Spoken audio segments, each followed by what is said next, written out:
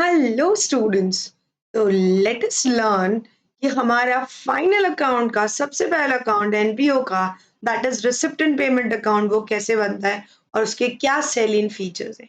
तो सबसे पहले अगर हम बात करें या फॉर्मेट की, है ना, तो आपको नॉर्मली पता है it is a summary of cash book. क्या है? कैश बुक की समरी है। मतलब इसमें सारे कैश ट्रांजेक्शन्स रिकॉर्ड किए जाएंगे, है ना।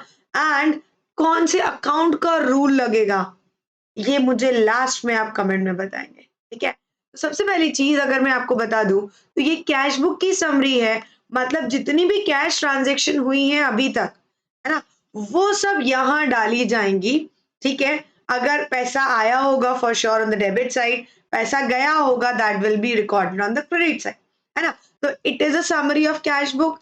प्लस एक बार इसको समझ लेते हैं। जैसे सबसे पहले इसकी शुरुआत होगी opening balance of cash in and cash at bank से, ठीक है। यानी कि सबसे पहले ओपनिंग बैलेंस आएगा cash in and cash at bank का।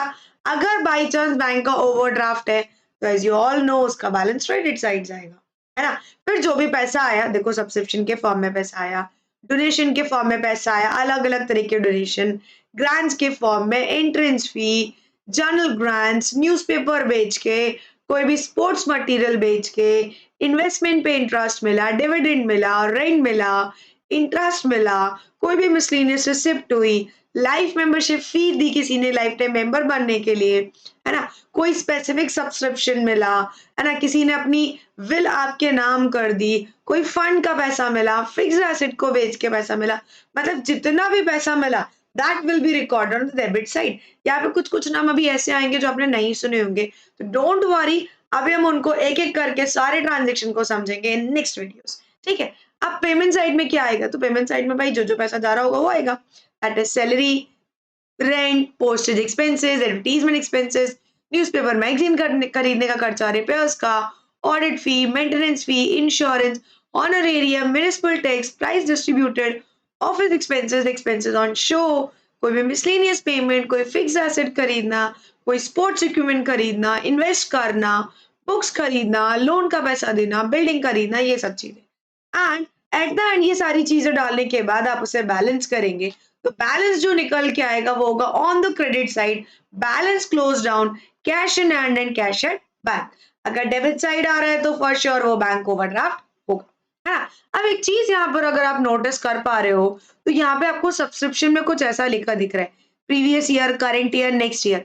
मतलब रिसिप्ट एंड पेमेंट अकाउंट ये नहीं चेक करेगा कि पैसा मिल रहा है तो ये पिछले साल का इस साल मिल रहा है या इस साल का इस साल मिल रहा है या अगले साल का हमें पहले से मिल जा रहा है।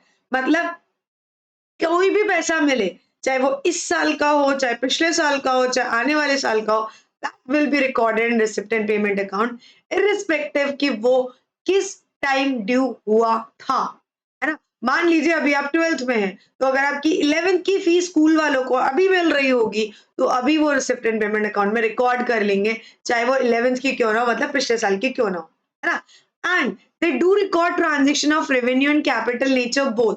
अगर आप देख रहे होगे सब्सक्रिप्शन, है ना, बेसिक बेसिक चीजें भी आ रही थी, साथ साथ फिक्स एसेट को सेल करना भी आ रहा था, है ना। आपने देखा सैलरी का खर्चे भी आ रहे थे, आपने देखा फिक्स एसेट को खरीदने, बिल्डिंग खरीदने के भी खर्चे आ रहे थे। दैट मीन्स ये डे टू डे खर्चे, डे टू डे इनकम भी रिकॉर्ड करता है, साथ साथ आपकी जो कैपिटल नेचर की, यानी कि जैसे फिक्स्ड एसेट एक्वायर होती है या नॉन करंट लायबिलिटी का पेमेंट होता है, उन सब चीजों को भी रिकॉर्ड करता है। एंड यहाँ पर जब आप ट्रांजेक्शन रिकॉर्ड करते हो तो पहली बात तो पूरे साल का एक बार में करते हो, है ना। लाइक मान लीजिए आपने 1000 पर मंथ सैलरी पे की है, तो आप यहाँ 1000 रिकॉर्ड नहीं करोगे, आप रिकॉर्ड करोगे 1000 इंटू 12, क्योंकि 1000 हर महीने आपने कैश बुक में रिकॉर्ड की होगी, कैश बुक का सारा टोटल करके यहाँ डाला जाएगा, दैट इज 12,000, है ना।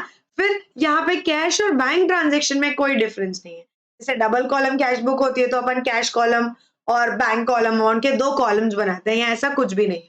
यहाँ सिंगल कॉलम है, जो भी रिसिट हो रही है चाहे वो कैश से हो रही है चाहे वो बैंक से हो रही है, that will be record on the debit side, है ना। एंड सिंगल अमाउंट के कॉलम में अगर पेमेंट की बात हो रही है, चाहे आप चेक से पेमेंट करो चाहे आप कैश पे पेमेंट करो, that will be record on payment side, वो भी सिंगल कॉलम है। और कोई भी non cash transaction like depreciation, appreciation, है ना, या कोई भी आउटस्टैंडिंग एक्सपेंस है, ये सारी चीजें यहाँ रिकॉर्ड नहीं की जाएंगी। तो फटाफट ही मुझे ज़रा कमेंट में बता दीजिए कि रिसिप्ट एंड पेमेंट अकाउंट कौन से अकाउंट के रूल को फॉलो करता है। And do like the video. Thank you.